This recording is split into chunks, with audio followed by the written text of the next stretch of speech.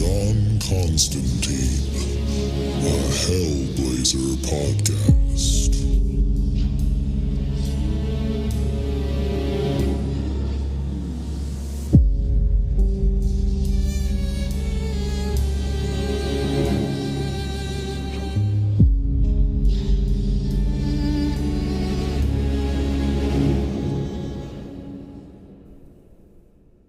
Hey there, everybody, and welcome back. Before we get into the episode, just want to let you know that this is the free version of the podcast, and all that means is that we are way behind where I'm at in Patreon. So if you are loving this podcast and you need more John Constantine in your life, definitely go check us out at patreon.com/planes, trains, and comic books and sign up for the Hellblazer tier, where you'll get access to the entire Hellblazer library that I've recorded so far.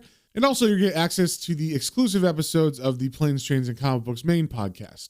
So if any of that sounds good to you, definitely go over to patreon.com/planes, trains, and comic books, all one word, and sign up there. And with that out of the way, let's get into the issue. Today we are reading Hellblazer number 53, and just a little recap on what's been going on.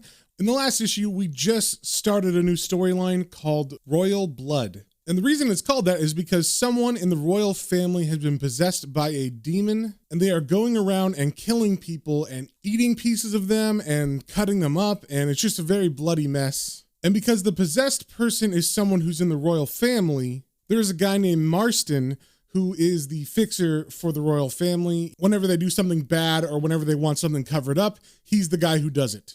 So him knowing about this member of the royal family, who they never really say, but it's actually supposed to be Prince Charles. And Marston's trying to figure out exactly how to clean this mess up when he remembers he knows a young man named Constantine who deals with this stuff every now and then. So in the last issue, Marston tracks down John, takes him to the Caligula Club, where all of the elites and royal people have nights of debauchery and craziness where they murder people and have sex with everybody, and it's just craziness.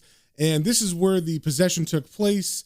And at first, John is very reluctant to help him out because, frankly, it's not John's mess to clean up. But that all changes when he actually hears who is possessed and that it's Prince Charles of the royal family. Then he gets a big evil smile on his face, like he can't wait to pull a demon out of this guy, and hopefully it hurts a lot. So first things first, with issue 53, we got the cover here. We see a very perturbed John Constantine who looks like he's disgusted and focused very hard. He's in between a couple skeletons, and one of them seems to be holding hands with someone else. It's not John's arm because it looks super wrinkly, and there's also like legions and some other sores. And there's a big thumb on this hand that has a pretty gnarly fingernail on it. And I gotta say, I love the covers for this specific storyline. They're all by Glenn Fabry, and they're all fantastic. And also on the cover, we see this is written by Garth Ennis with art by William Simpson. So we start off on the first page, and we see John Constantine is putting on his coat. He is walking down a sidewalk, possibly out of the room with Marston that he was in the last issue. And he's looking pretty annoyed. The narration says, "An heir to the throne is possessed. The good royal, the one who understands our needs, graces us with his decent, ordinary insight. Oh, God bless him. He does a great job, the two-faced shit." In the rich man's club to end them all, the frigger showed his true colors. He'd make speeches and open charities all day, from one end of the country to the other. And then he'd come here and lick caviar from an infant's skin, watch murders on the stage while sipping brandy, choose rich food from the menu and rich atrocities from the club schedule. It was in there, late last night, that the stupid bastard went too far. Christ alone knows what he's doing now. And then we cut to what the prince is doing now. And what he's doing is he's murdering someone and eating them. And so continuing with what was going on in the last issue, Prince Charles, I believe, is naked. He's got like a blanket around him, and he's covered in blood from the night before and from what's going on right now. His face is spattered, and we see a man who was holding a newspaper that is now, of course, covered in blood, was attacked by the prince and dragged into an alley where the prince murdered and began to eat the man. And the man doesn't look like he has any lips. His face is all torn up and bloody, and he's missing an eyeball. And as Prince Charles gnaws on his torso, the prince's eyes are kind of looking forward at the reader, which is super creepy. And we see that the name of this issue is Royal Blood Part 2, Revelations. So then we cut to a scene. I'm not sure if it's the next morning or if Marston just likes to eat breakfast at all times, but John and Marston are sitting at a table, and Marston is eating, John is not, and it seems like they are discussing the murder that we just saw in the page before. John is saying, "This last one isn't dead 2 hours, Marston, and you've already got a police report? Very cute. Both the latest bods were partially eaten. Must have quite an appetite." And apparently where they're eating is a very fancy hoi polloi place to eat, because John asks, "How did you get this? Chief Inspector, a club member?" And Marston answers, "I have friends." And John replies, "I bet you do. I bet they've hushed the whole thing up nicely for you. Hope they pay well." And John gives a little smirk, indicating that, yeah, he wants to be paid for this job. And Marston looks at John and says, "I had a feeling that serving your country wouldn't be motivation enough.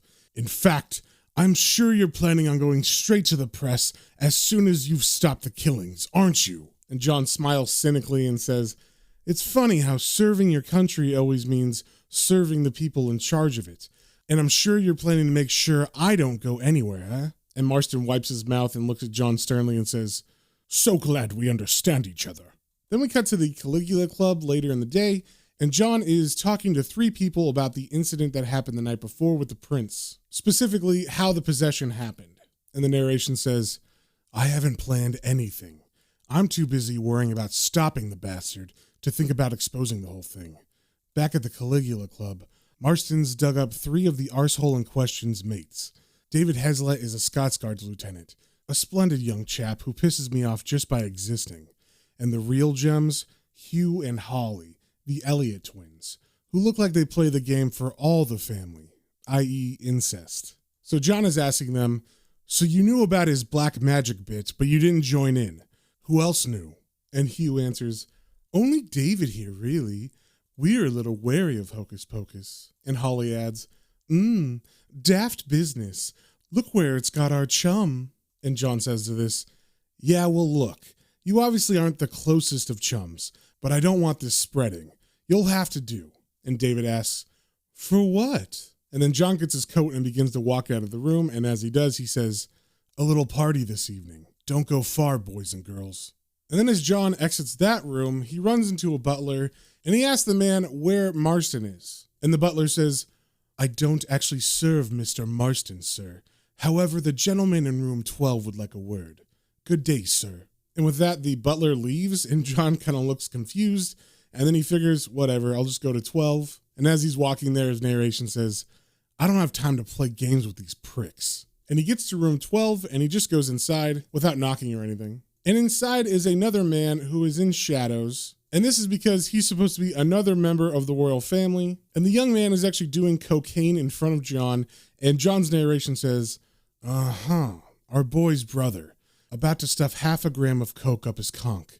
That's just great, that is." So as the man finishes snorting the cocaine, John says, "I'm a busy man, let's hear it." And I did a little research trying to figure out which brother this is, because obviously they're not saying names, and the prince has 2 brothers, Andrew and Edward.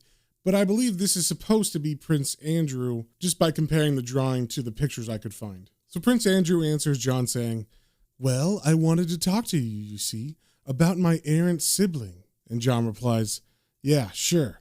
He's an overpaid parasite just like yourself. That's all I know." And then Prince Andrew smiles and says, "No, it isn't.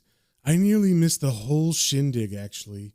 Had to visit Ulster on the New Year's Day, meet the Paddies and so on.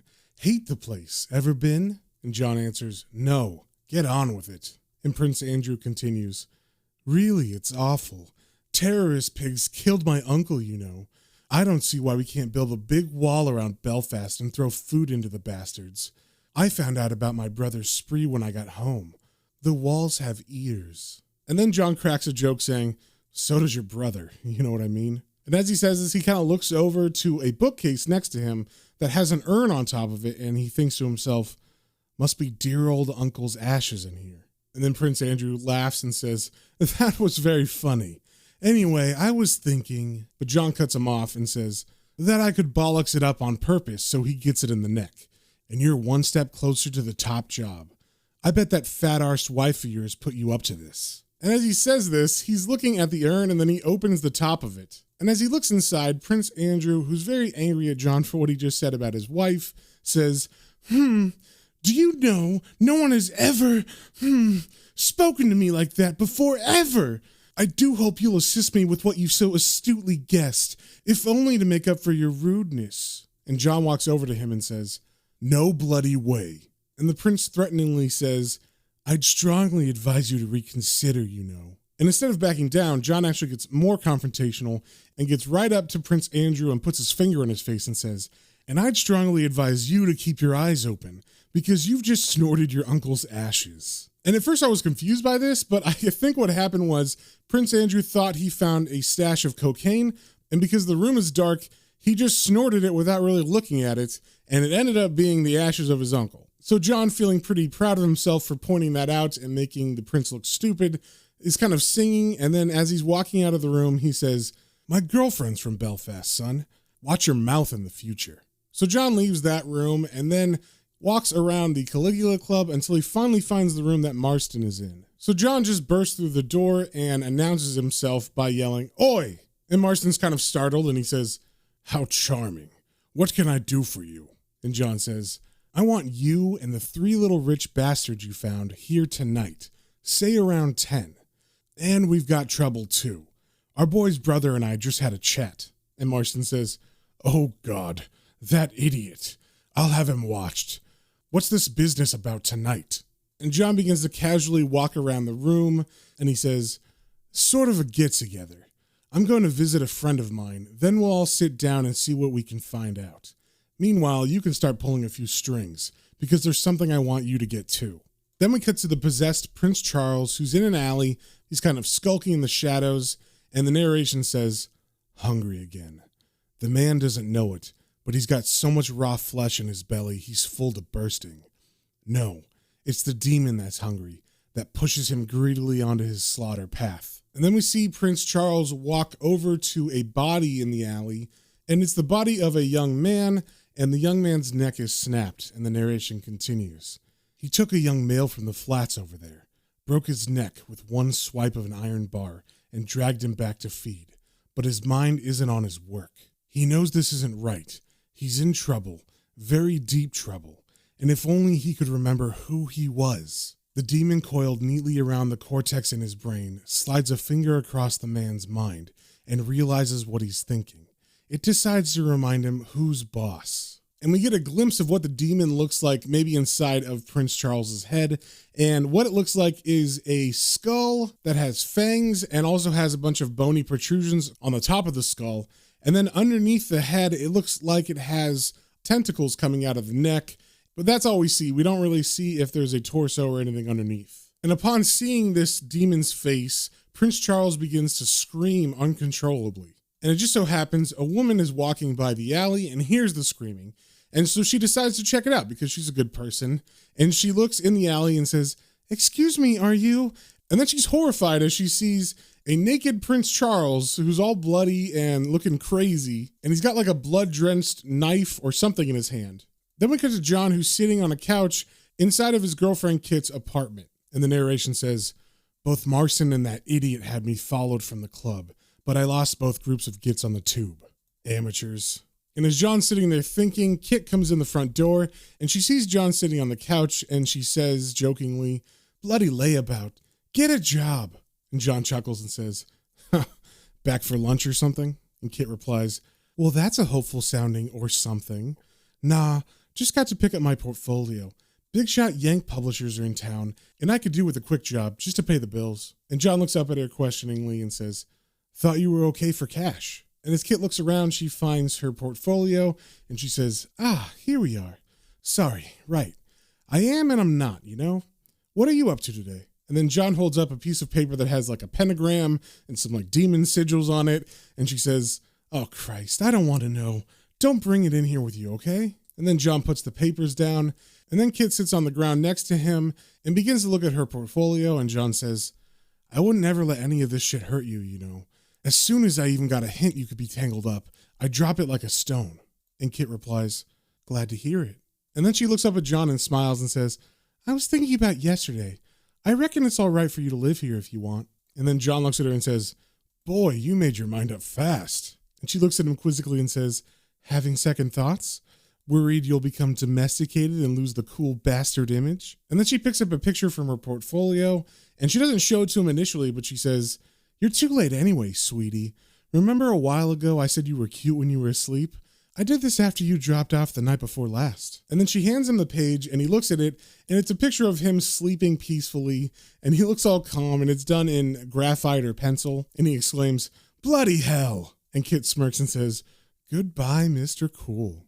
Then we cut to the apartment of a man named Nigel, and he's getting a knock on his door, so he answers it, and right as he answers it, he sees it's John Constantine, and he immediately shuts the door in John's face. And then he takes off in his own apartment, and as he's running, he trips, and even though he locked John out, somehow he trips in front of John Constantine inside of his house. And John says to him, "Afternoon, Nigel. Enjoy your trip." Then we cut to Nigel making tea for John in the kitchen, so Nigel seems to be putting up with John, and John is talking to him saying, "Suppose I'm lucky catching you, Nige, you being such a busy, angry young man. Shouldn't you be out smashing the state?" Oh, and I should say Nigel is a 20-something young white guy. He's got a shaved head, but also has a ponytail, so that's an interesting look. And apparently he's some kind of anarchist or something. And he answers John, "Oh, don't be so bloody bourgeois and cynical. It's easy for you to mock my efforts in radical journalism when all you do is skulk around and frighten people. I thought you'd be done for good after the student union haunting." And over this panel, we have some narration because it seems like John's not even paying attention to this kid. And it says, "I love Nigel Archer, not only because he's a psychic, he's one of the only few people I know who still talks like this." And then John turns to Nigel and he looks at him with like a really kind of evilish looking grin on his face. And he says, "Radical? You've never even been published. Come off it, will you? I'm planning a good old-fashioned séance, and I need you to do the necessary." And Nigel looks at him kind of scared and says, "No way! I heard all about your last bloody séance, Constantine. Oh yes, that friggin' fiasco at Winter's place.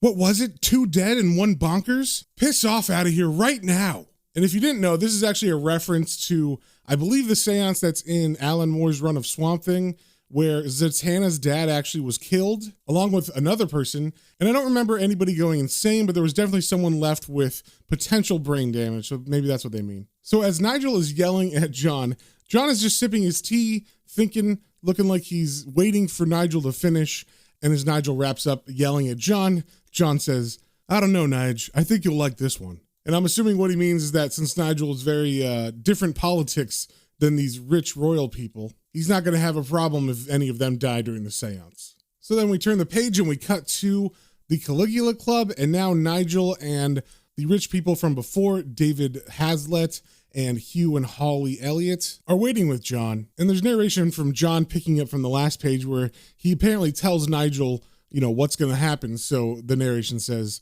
"He likes it all right. Of course, I have to tell him we're only doing it to stop the killing, and we're going straight to the papers when it's over.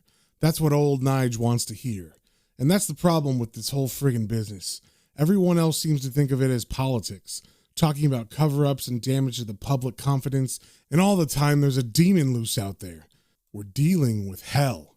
So finally Marston shows up to the room and he says, It's all been prepared in the room." So they all walk to this room that Marston was talking about, and as they do, one of the rich people, I believe it's David, says, "Look, Constantine, I think it's about time we had an explanation for all this carry-on, don't you?" And John kind of brushes that off, saying, "All in good time." But then Marston walks up next to him and kind of whispers to him, "I'd like to know what's going on too, The favors I've had to use to arrange this gathering of yours." But then John cuts him off and says, "It'll be worth it." And as he says this, they walk into a room and there's a round table. And on one side of the table, there's 3 dead corpses. And these corpses are actually the victims of the possessed Prince Charles. So as everybody walks in the room, they're kind of taken aback by seeing 3 corpses. And Hugh and Holly say, oh God, look at them. What is this?" But John looks at him with disdain and says, "Don't give me that shit, mate. I'm sure you've seen worse at the club." And then he pulls out a cigarette, lights it, and begins to smoke. And he says, "Right. These are the first 3 kills, kindly pulled out of the morgue by Mr. Marston. We're going to use them to talk to the demon.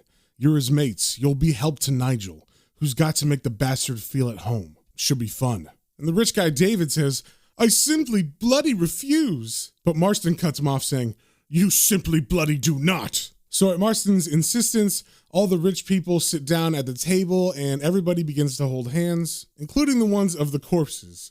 So once they're all settled in and they're doing what they're supposed to be doing, John says, "All holding hands? Don't let go or you'll get a big surprise. Take it away, Nige." And the séance officially begins. So Nigel is the conduit for whatever's going to be happening here. So as he's focusing, he starts saying, I can feel them. They still know their bodies. Their souls are coming. And then all of a sudden, Nigel's eyes kind of snap open as something seems to be going wrong. And he says, I think they can sense Hezlet and the twins. They can smell royalty off them. They're very near. And then all of a sudden, the corpses begin to reanimate and they begin to scream. Let us go. Let us go. Safe and warm, didn't want to come back. Cold flesh here.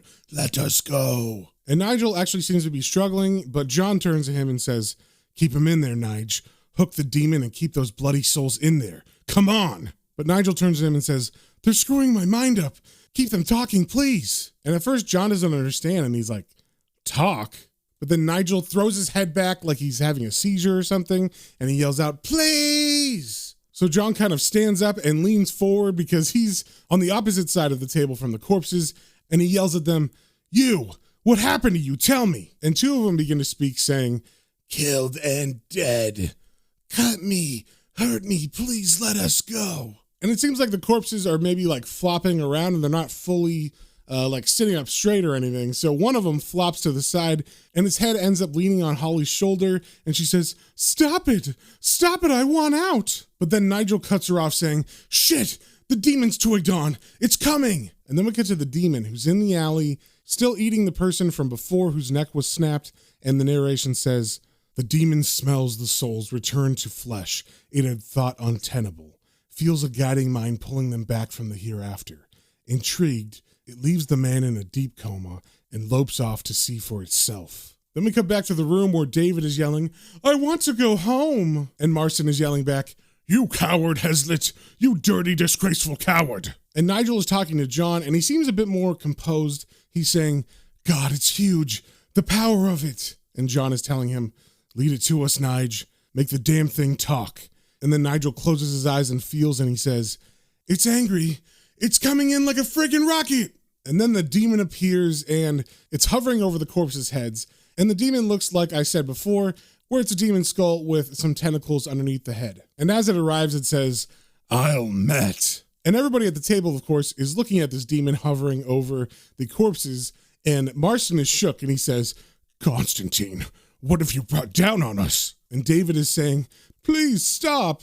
Let go of me. But John turns to them angrily and says, you let go and I swear to God I'll kick your bollocks out through your skull. Now shut up. And then John turns to the demon and says, you're out of your jurisdiction. You're punishing the innocent, but you're supposed to be down in hell with the damned. And the demon looks at John and says, I was called. And then John replies, oh, sure, and you have to get your fun. But you owe them, chum. You killed them and you owe them something in return. Their flesh for your name, you bastard. Tell me your name. And the demon kind of sneers and says, a man who knows the rules very well. And then all of a sudden, the souls from the victims burst out of the bodies as if they're trying to escape. And John turns to Nigel and says, frickin' souls are trying to get back out. Nige! And then Nigel turns to John and says, it's gone. But whatever it's told them, it's driving them apeshit. And then John tells him, make them say the name out loud. And also I should mention that when the souls burst out of the bodies, all the gross fluids and anything left within the bodies was also thrown onto all the people. So everybody's covered in dead people goop. So Nigel begins to channel the dead people, and then he opens his eyes very wide and he turns to John and he says, it's not just the name. It's told him something else, something awful. Come on, just tell us once and you'll be free. Tell us. And then the spirits who are still anchored to their goopy bodies yell out, Calibraxis, Lord of Blades, Butcher of Devil's Court. And then John turns to Nigel and says, come on, what's the other bit? Push him, Nige. And then Nigel goes tense with concentration and he says, Jesus freaking God Almighty. And then the souls begin to talk again and they say, been here before, killed here, stalked through alleys with a knife and used it long ago. A century back, a long autumn of fear and splashing Whitechapel a bloody crimson, making hell on earth. And then there's a loud screeching noise, and the bodies explode, and the spirits disappear. And then John stands up very nonchalantly and lights a cigarette and says, "Thanks for your help, kiddies." And then he turns to Holly, the rich girl, and says, "When you've got a minute, love, cup of tea, huh? Milk and 2 sugars. Ta." Then we cut to Marston's office a couple minutes later, and he's getting himself cleaned up from all the goop that was on him, and he's talking to John, and he says, "So now what?" And John jokingly says, "I fancy a bath myself. I'm bloody pigging." And Marston is not having any of his jokes. He says, "Please, Constantine, don't make jokes. What are we going to do now?" And John looks at him seriously and says, "Well, we've got its name, and names are very important in this business. All we have to do is look up the right ritual and trap the bugger. But it's a sneaky one. It's been here before, just like it told its kills. An autumn of fear in Whitechapel, a knife, alleys, bloody crimson. What does that remind you of? It's the same son of a bitch that possessed Jack the Ripper." And with that cliffhanger, that is the end of the issue. So if you guys have any comments, questions, or suggestions, you can email me at planes, trains, and comic books, all one word, @gmail.com, and we will see you on the next one.